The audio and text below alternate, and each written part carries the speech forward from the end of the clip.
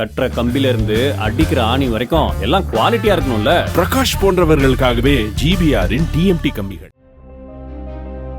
திருநெல்வேலி மாவட்டம் சேரன் மகாதேவி அருகே ரயில்வே மேம்பால கட்டுமானத்திற்காக உயரமான இடத்தில் மணலை அப்புறப்படுத்தும் பணியில் ஈடுபட்டிருந்த பொக்லைன் இயந்திரம் கவிழ்ந்ததில் அதை இயக்கிய மகேந்திரன் என்பவர் சம்பவ இடத்திலேயே உயிரிழந்தார்.